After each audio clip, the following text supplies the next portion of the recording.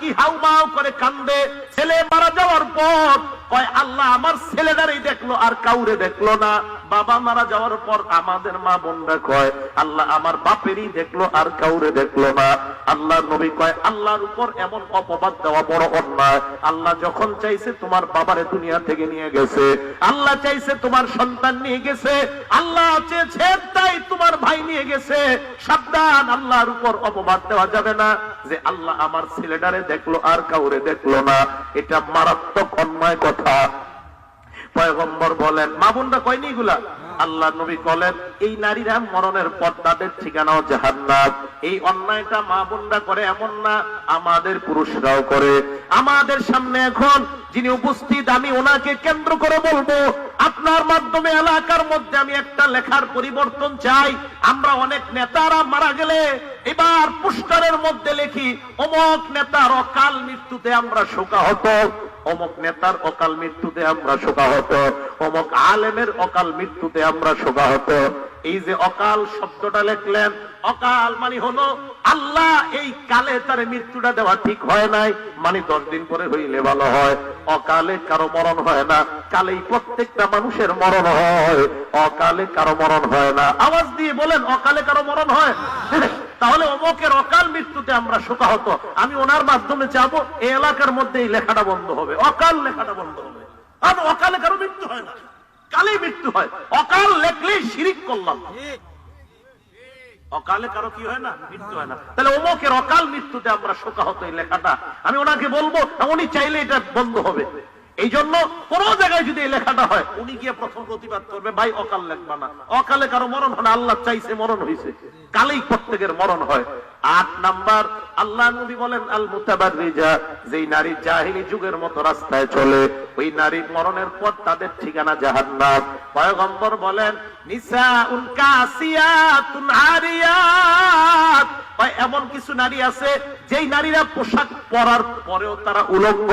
আল্লাহর নবীকে সাহাবারা বললেন ইয়া রাসূলুল্লাহ, পোশাক পরলে আবার কিভাবে উলঙ্গ হয়? আল্লাহর নবী কয় মাইলাত মুমিলাত, এমন পাতলা পোশাক পরে যে পোশাক পরার কারণে সে অন্যের দিকে আকৃষ্ট হয়, অন্যকেও নিজের দিকে আকৃষ্ট বানায়। এই জন্য নবী বললেন এমন নারী রাস্তার মধ্যে পাতলা পোশাক পরে যদি হাঁটে, মরণের উপর ওই নারীর ঠিকানা জাহান্নাম। 9 নাম্বার, আল্লাহ নবী বলেন জাইরাতিল কুবুর, যেই নারী মাজারের মধ্যে যায়, আওয়াজ দিয়া বলেন কোথায় যায়? মাজারের মধ্যে যেই নারী যায় মরণের পর তার ঠিকানাও জাহান্নাম। খালা কই যান? কয় শাহজালালের মাজারে। কেন? কয় বাবা মান্নত করেছিলাম 5000 টাকা দেওয়ার জন্য যাই। খালা কই যান? কয় শালির মাজারে যাই। কেন? কয় মান্নত করেছিলাম 5000 টাকা দিব। কই যান? কয় ল্যাংটার মাজারে যাই। কেন? কয় বরকত পাওয়া যায়। নামই তো বললেন ল্যাংটা, ল্যাংটার মধ্যে আবার কি বরকত? যা আছে তা তো দেখাই যায়, এটার মধ্যে তো কখনো বরকত কখনো হয় না। এই কথাটা যদি আপনি কোন মহিলাকে বলেন, ওই মহিলা বলবে বাবা তুমি বুঝো না, মাজারের মধ্যে টাকা দিলে বরকত হয়। আল্লাহর কসম, মাজারের মধ্যে যেই টাকাটা আপনি দেন, এই টাকাটা কোন অলির পকেটের মধ্যে যায় না, বাটপার আর ধান্দাবাজদের পকেটটা পুরা হয়। এই জন্য সাবধান।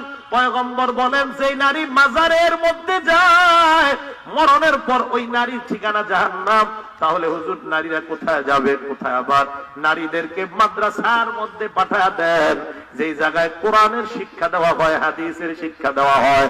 আম্মা জান আয়েশা সিদ্দিকা একজন মহিলা, ওনার মাধ্যমে শরীয়তের কত হাজার হাজার মাসলা বের হয়েছে, অথচ একজন নারী আম্মা জান আয়েশা সিদ্দিকা মুসলমানদের 2 দলের মধ্যে ইখতিলাফ, একটা মাসালা নিয়ে 2 দলের মধ্যে মতভেদ দেখা দিল। একদল সাহাবা বলে ফেললেন হারাম, আরেক দল সাহাবা কয় হারাম না। সবাই এবার পরামর্শ করলো এই মাসালা আমরা কোথায় হল করব। আম্মা জান আয়েশার ভাগিনার নাম আব্দুল্লাহ ইবনে জুবায়ের। ভাগিনা যেহেতু খালার সাথে দেখা দিতে পারে, সবাই কয় আব্দুল্লাহ তুমি তোমার খালার কাছে যাও, যাওয়ার পর এই মাসালাটার সমাধান তুমি আনবা। হযরতে আব্দুল্লাহ যায়, যাওয়ার পর কয় আম্মা জান আপনারে একটা প্রশ্ন করতে চাই। আম্মা জান আয়েশা কয় করো। অনেকক্ষণ পিড়াপিড়ির পর আম্মা জান আয়েশা কয় যা মন চায় করো, ফাইন্নি উম্মুকুম, আমি তোমাদের মা, মায়ের কাছে সন্তানরা সব প্রশ্ন করতে পারে। প্রশ্ন করলেন, আম্মা জান জবাব দিয়ে দিলেন। হাজার হাজার সাহাবাদের মধ্যে আল্লাহ একটা মহব্বত পয়দা করে দিলেন নারীর মাধ্যমে। কিসের মাধ্যমে? নারী। নারী ইসলামের অনেক অবদান রাখতে পারে। এই জন্য বলতেছিলাম, এই নারীরা এই কাজগুলা না করে যেন আসিয়া সুমাইয়ার মতো ঈমান আনে। কি বলেন, আনা দরকার আছে না নাই? আওয়াজ দিয়ে বলেন, আনা দরকার আছে না নাই? তিন ভাই, আপন তিন ভাই লড়াই করতে করতে খ্রিস্টান পল্লীতে চলে গেছে।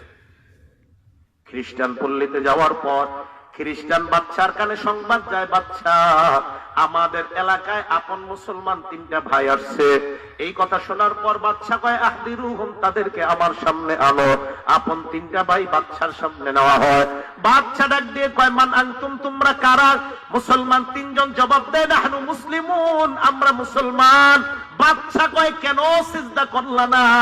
মুসলমানরা জবাব দেয় কয় লা নাসজুদু লি আহাদিন ইল্লাল্লাহ, কয় আমরা আল্লাহ ছাড়া কাউকে সিজদা করি না। বলেন সুবহানাল্লাহ।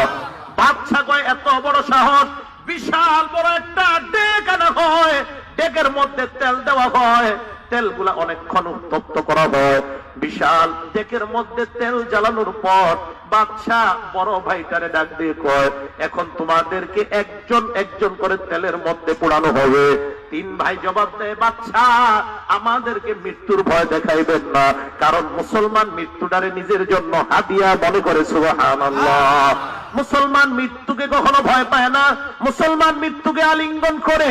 আর যদি শহীদ মৃত্যু হয় তাহলে তো মুসলমান ঝাঁপায়া পড়ে, কারণ আমার নবী বলছে আমার মন চায় আমি শহীদ হব আবার জিন্দা হব, আবার শহীদ হব আবার জিন্দা হব। আল্লাহর নবী কয় আল্লাহ যদি আমার 1,12 হাদিস থেকে বোঝা যায় কয়েকশো বারও যদি আল্লাহ আমারে জিন্দা করে, আমার মন চায় ওই হাজার হাজার বার আমি আবার আল্লাহর জন্য শহীদ হয়ে যাই। মুসলমান কয় ও বাচ্চা আমাদেরকে মৃত্যুর ভয় দেখায় লাভ নাই। বড় ভাইটাকে তেলের মধ্যে দেওয়া হয়, ভাইটার শরীরটা পুড়ে এবার তার শরীরের চামড়া গুলা তেলের মধ্যে ডুবে যায়, হাড্ডি গুলা ভাসছে। ভাসার পর এবার বাচ্চা দুইটা ভাইকে ডাক দিয়া কয় ঈমান ছাড়বা নাকি বড় ভাইয়ের মতো ভোগ করবা? অপর দুই ভাই জবাব দেয় কয় যা মন চায় করেন, ঈমান ছাড়তে আমরা রাজি না।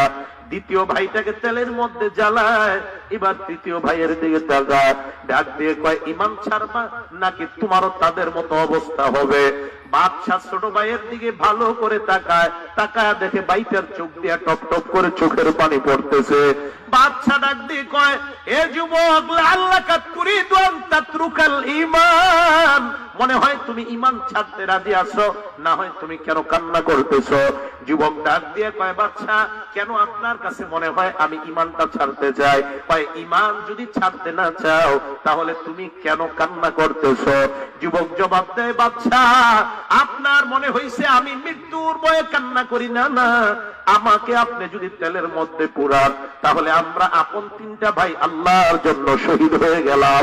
আমি আল্লাহকে বলতে লাগলাম আল্লাহ আমার শরীরের প্রত্যেকটা পশম কেন আমার ভাই বানাইলা না, আর আমার ভাইগুলা তোমার জন্য যদি শহীদ হতে পারতো। আমি এই আফসোস করে আল্লাহর দরবারে কাঁদতে লাগলাম। বাদশা কয় সর্বনাশ, তেলের জন্য তুমি প্রস্তুত হয়ে যাও, মিস্টার ইবলিস আইছে। আইসা কয় বাদশা মুসলমান এমন সহজে কখনো ঈমান ছাড়ার তারা পাত্র না। শয়তান আইসা বাদশারে কয় মুসলমান এত সহজে ঈমান ছাড়ে না। সুবহানাল্লাহ।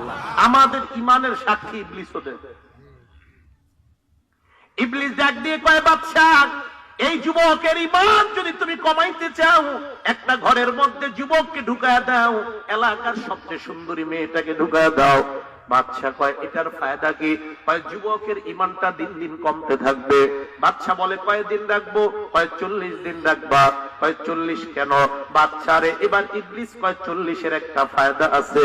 কয় কি ফায়দা? কয় দেখো না, তাবলীগের মধ্যে যদি চিল্লা লাগায়, একটা মদখোর 40 দিন লাগায়, 40 দিন পর গালের মধ্যে নবীর সুন্নতি দাড়ি উঠা যায়। 40-এর একটা উপকারিতা আছে। ইবলিসও কয় 40-এর একটা ফায়দা আছে। যুবককে একটা ঘরের মধ্যে 40 দিন আটকাও, 40 দিনে তার ঈমানটা পরিবর্তন হওয়ার একটা সম্ভাবনা। বাদশা কয় সুন্দরী একটা মেয়ে দরকার। ইবলিস কয় হ্যাঁ, এলাকার সবচেয়ে সুন্দরী মেয়েটা দরকার। বাদশা কয় আমার মেয়েটাই তো সবচেয়ে সুন্দরী। ইবলিস মনে মনে কয় তোর মতো এমন ছেঁচড়া বাদশা আমি দুনিয়াতে আর দেখি না। নিজের মেয়েরে বলে কেউ দেয়?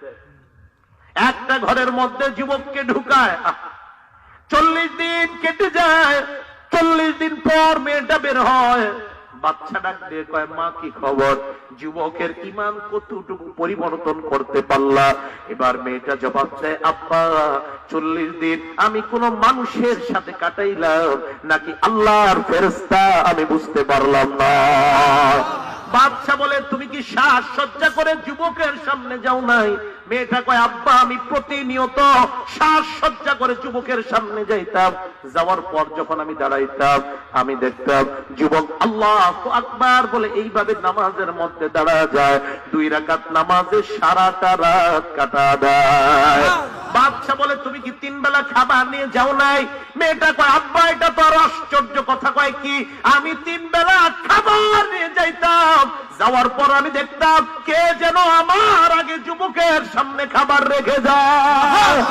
আমি একদিন যুবককে প্রশ্ন করলাম যুবক তুমি আমাকে একটু জবাব দাও, তোমার খাবারটা কোত্থেকে ব্যবস্থা হয়? যুবক ডাক দিয়া কয় এ খ্রিস্টান বাচ্চার সন্তান, ভালো করে তুমি মনে রাখবা যে আল্লাহর জন্য আমি ঈমানের পরীক্ষা 40 দিন দিলাম, ওই আল্লাহ 40 দিন জান্নাত থেকে আমার খাবারের ব্যবস্থা করে দেয়।